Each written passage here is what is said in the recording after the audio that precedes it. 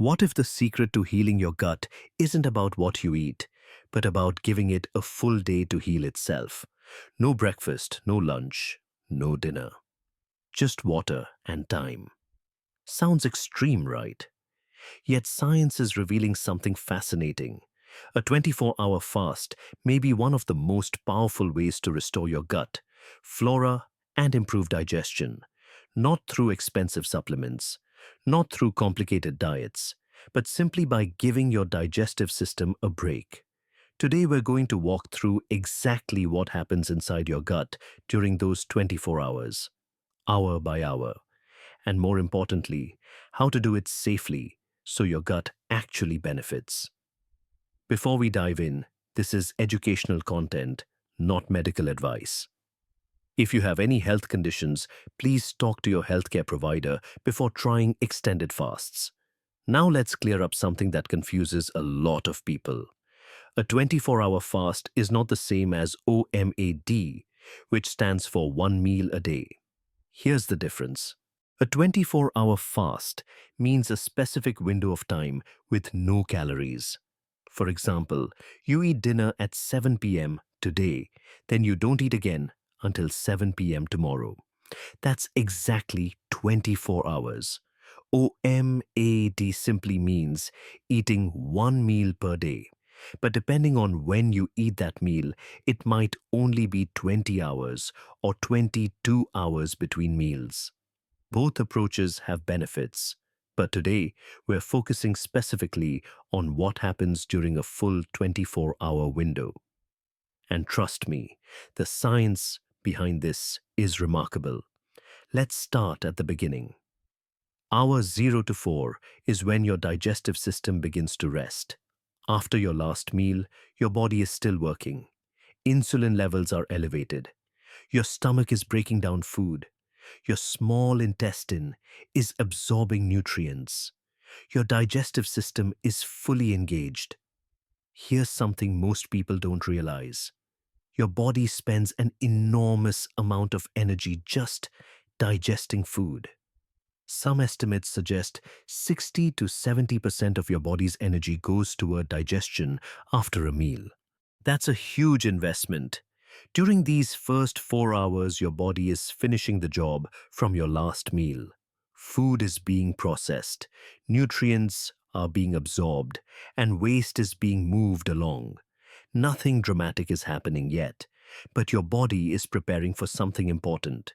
Because once that food is fully processed, a remarkable system kicks into action. Hour 4 to 8 is when the cleaning crew activates.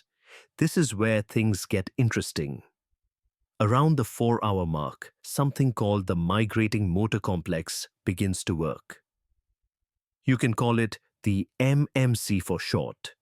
The MMC is your gut's built-in cleaning system.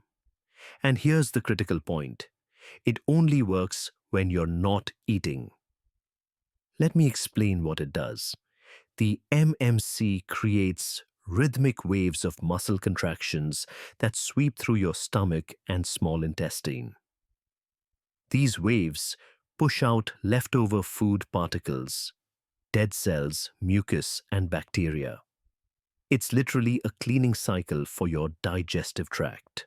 The MMC operates in cycles of about 90 to 120 minutes. Each cycle has 4 phases. The first phase is rest with almost no movement. The second phase has irregular gentle contractions. The third phase is the most important.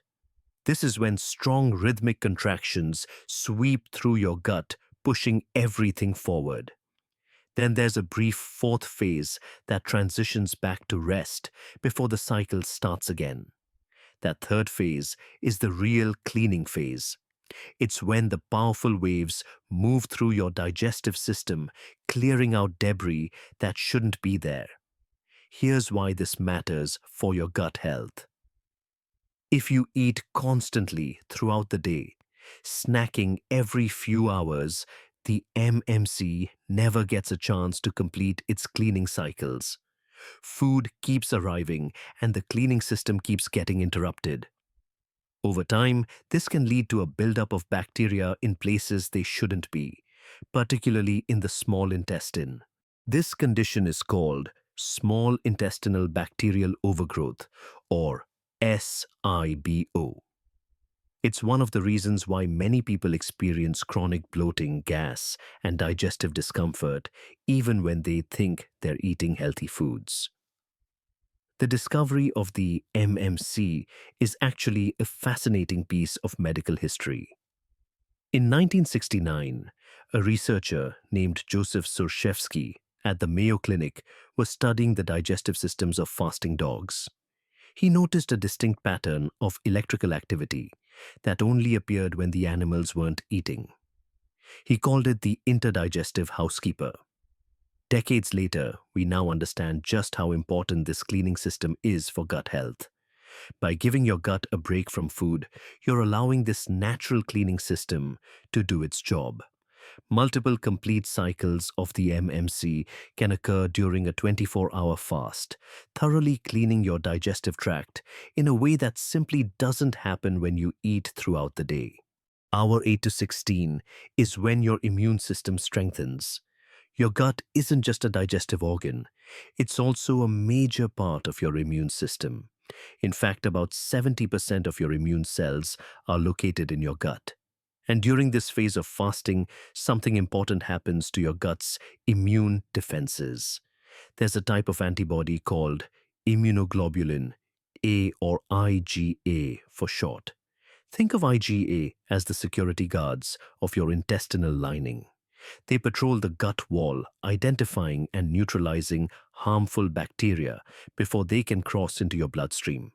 During fasting, your body increases the production of these IgA antibodies. The protective mucus layer that lines your intestines also gets reinforced. Your gut's immune system essentially gets stronger and more vigilant. Research in animal studies has shown impressive results. Mice that followed an alternate day fasting pattern were able to clear salmonella infections significantly faster than mice that ate normally. The key mechanism was this elevated IgA response. What does this mean for you? When you give your digestive system regular breaks from food, you're not just resting it. You're allowing your gut's immune defenses to strengthen. This may help your body better manage harmful bacteria and reduce low-grade inflammation in the gut. Now, around this point in your fast, somewhere between hour 8 and hour 16, you might notice some changes in how you feel. Some people experience lightheadedness, low energy, or mild irritability. This is normal. Your body is adjusting to using stored energy instead of incoming food. Stay well hydrated with water.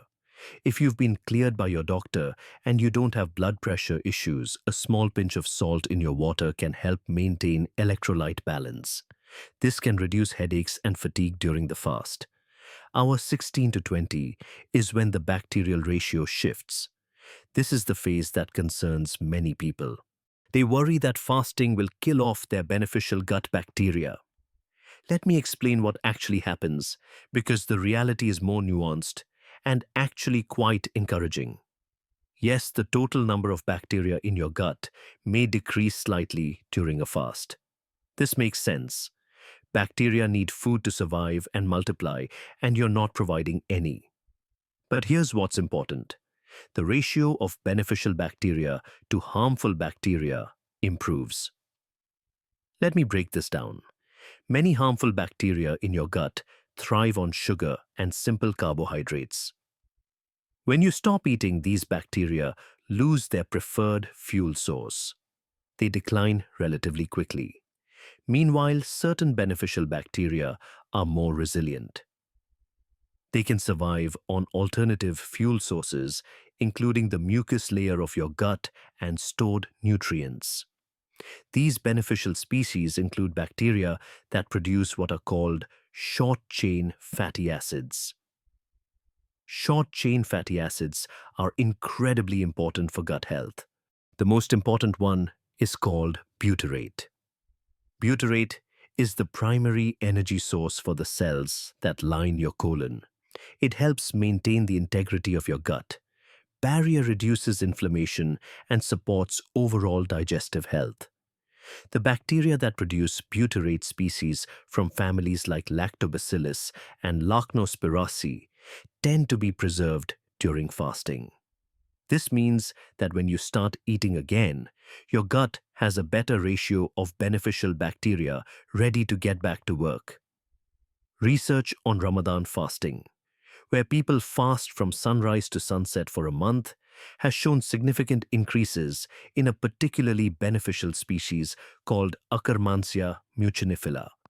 This bacteria lives in the mucus layer of your gut and is associated with metabolic health, healthy body weight, and a strong gut barrier. So, to directly address the concern, you're not killing your good bacteria during a 24-hour fast. You're actually giving them an advantage by reducing competition from less beneficial species. Hour 20 to 24 is the final stretch. You're approaching the end of your 24-hour fast. By now, multiple cycles of the MMC have swept through your digestive tract. Your gut's immune defenses have been reinforced. The ratio of beneficial bacteria has improved. Your gut is essentially in a state of readiness. The bacteria that produce short-chain fatty acids are primed and ready to get back to work. The cells lining your intestines have had a chance to rest and prepare for renewal. Think of your gut as having been cleared, cleaned, and reset. It's ready to receive food again. But this is where most people make critical mistakes. What you eat in the next few hours and how you eat it will determine whether you lock in these benefits or waste them entirely. Let me be very clear about something first. For healthy people, doing a 24-hour fast, serious complications like refeeding syndrome are not a concern. That condition primarily affects people who have been severely malnourished or starving for extended periods. However, breaking your fast thoughtfully is still important. Your digestive system has been resting. Enzyme production is lower than usual. Your gut lining is more sensitive than when you're eating regularly. If you eat too much, too quickly, or the wrong types of foods, you may experience bloating, cramping, or diarrhea. More importantly, you may not get the full benefits of the fast. Here's the good news. There are two approaches to breaking your fast, and you can choose based on your own digestive health. The first approach is simple and works well for people with healthy digestive systems. You can break your fast with a single balanced meal. Include some lean protein, a moderate amount of vegetables, and healthy fats. Keep the portion reasonable. Don't stuff yourself. This straightforward approach works fine for many people. The second approach is more gradual and is better for people with sensitive digestive systems. If you tend to experience bloating, have irritable bowel syndrome, or have other digestive issues, breaking your fast in stages can be gentler on your system. Start about 15 to 30 minutes before your meal with a small amount of salt and water or a cup of bone broth if you have it. This helps prepare your electrolyte balance for incoming food. Then, eat a small portion of lean protein first. Wait 30 to 90 minutes before having a fuller meal that includes vegetables and other foods. Ichio Video 8. The fermented foods and prebiotic fiber can come later in the day or even the next day, giving your system time to fully wake up. Now, many people ask, why protein first? Why not start with vegetables or fermented foods? Here's the reason. After an extended fast, your gut is sensitive. Fiber and fermented foods, while beneficial, can cause rapid fermentation in your gut. This can lead to gas, bloating, and discomfort when your system isn't ready for it. Protein is gentler on a rested digestive system. It doesn't ferment the way fiber does. It gives your gut a chance to ease back into digestion without overwhelming it. When I say lean protein, I mean options like white fish, such as cod, tilapia, or bass, chicken breast without skin, shrimp, egg whites, soft tofu if you're vegetarian, or whey protein isolate if you tolerate it well. Some middle ground options include whole eggs, which work for most people, and plain yogurt or kefir if you handle dairy well. Now let's talk about fermented foods and prebiotics. And I want to be very clear about something. You do not need to buy expensive specialty products to restore your gut health after a fast. Simple, affordable fermented foods work wonderfully. Kimchi, sauerkraut, the real kind that's been naturally fermented, not the kind made with vinegar. Naturally fermented pickles, plain yogurt or kefir if you tolerate dairy, a small amount of kombucha for prebiotic fiber which feeds your beneficial bacteria. Affordable options include green onions, garlic if your gut tolerates it, asparagus artichokes, oats and cold potatoes, or cold rice which contain something called resistant starch. The most important thing is breaking your fast in a way that works for your body. Listen to how you feel. Adjust based on your own experience. Now, I need to address some important safety considerations. A 24-hour fast is not appropriate for everyone.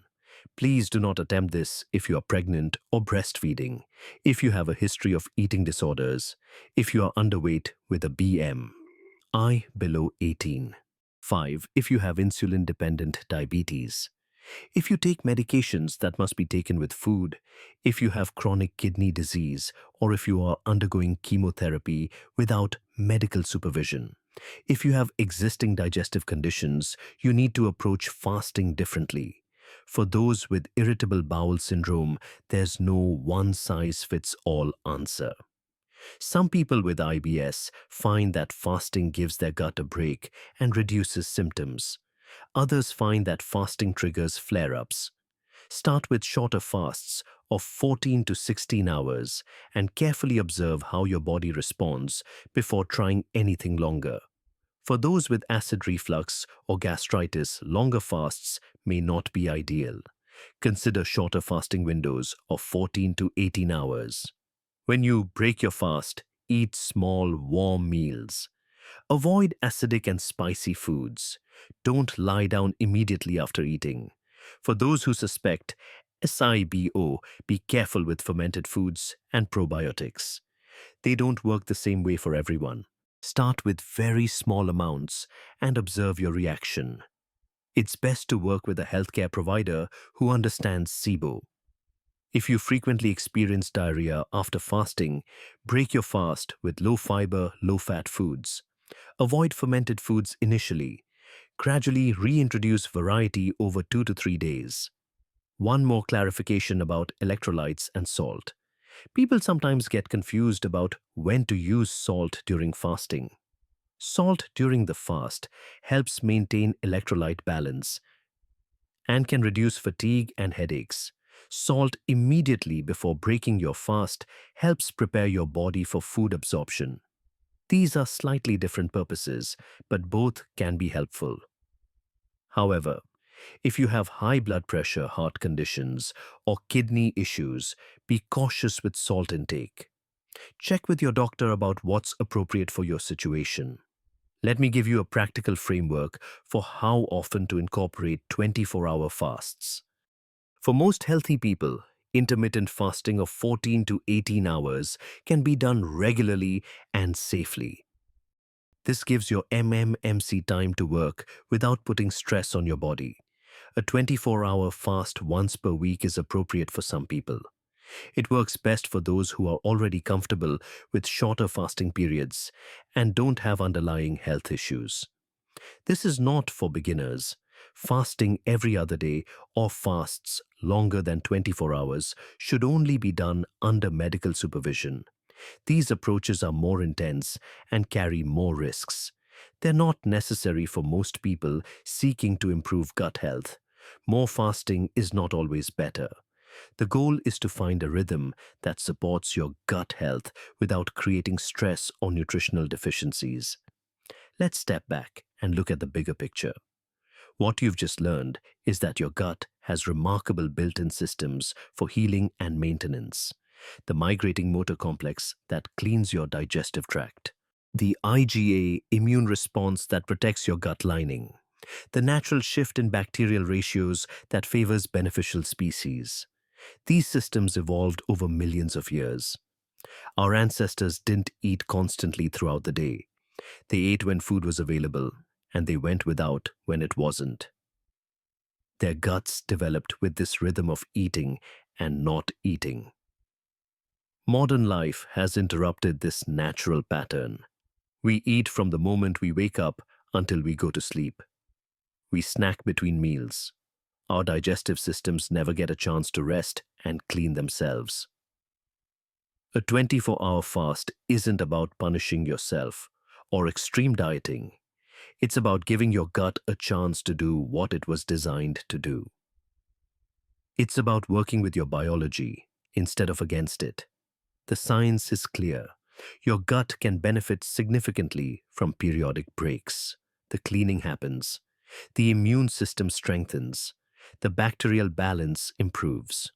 And when you break your fast thoughtfully, you can lock in those benefits. I'm curious about your perspective on this. Some healthcare providers recommend eating small meals throughout the day for optimal digestion. Others point to research showing that fasting periods help heal the gut. Based on what we've covered today, where do you stand? Let me know in the comments. And if you've tried 24-hour fasting before, I'd love to hear about your experience. What did you notice? What worked for you? Share your story below. If you found this helpful, make sure to subscribe. We cover the science of fasting metabolism and gut health in depth on this channel. And if you know someone who's been struggling with bloating, digestive issues, or gut problems, consider sharing this video with them. Sometimes a simple change in meal timing can make a real difference. Your body already knows how to heal. Sometimes you just need to get out of the way and let it do its job. Take care, and I'll see you in the next one.